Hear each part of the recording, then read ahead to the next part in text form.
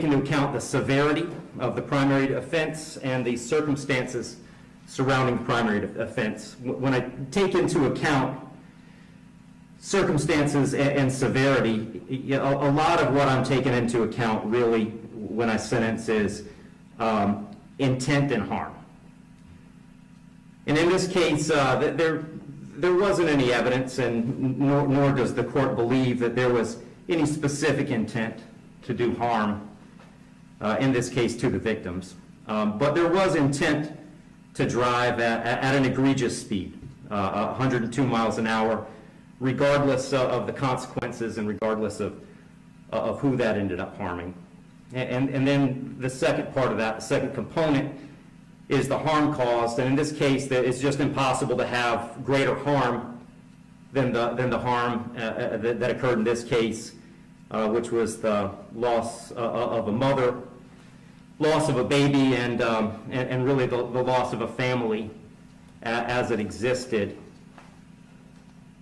when this occurred. I did consider, I also want to make a record, I did consider sentencing Mr. Heyrin as a youthful offender, but for the same reasons that I'm discussing, I didn't think sentencing him as a youthful offender was appropriate. I agree that youthful offender was something that the court could have done. I did consider it. I carefully considered it.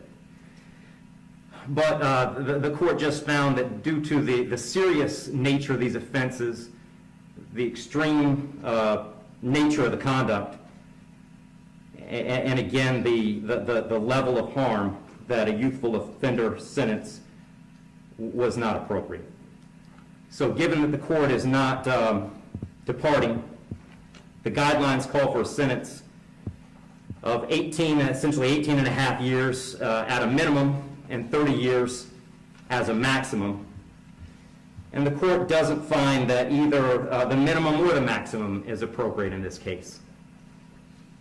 I've said it several times, the serious nature of the offense, egregious nature of the conduct, and mostly the harm that's been caused prevent me from putting this as a bottom of the guidelines minimum case.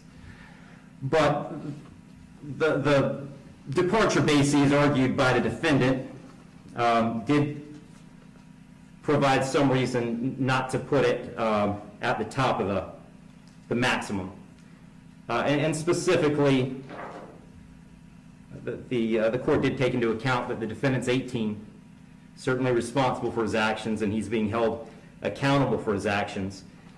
But the age of 18, the court finds, is a mitigating factor and shouldn't put this at a maximum. Also, the complete lack of prior criminal history is something that the court considered as preventing this from being at the top. So having said all that, the court is going really toward the middle between the minimum under the guidelines and the maximum punishment permitted under Florida state law.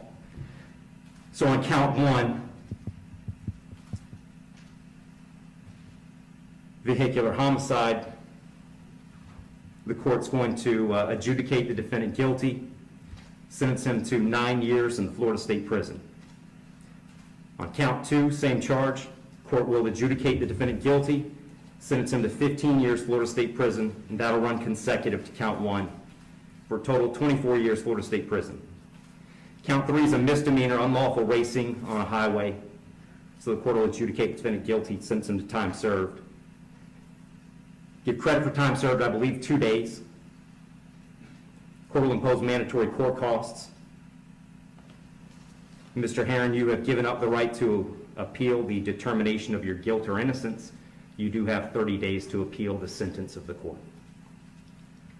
And I'll direct the bailiffs to take Mr. Heyrin into custody.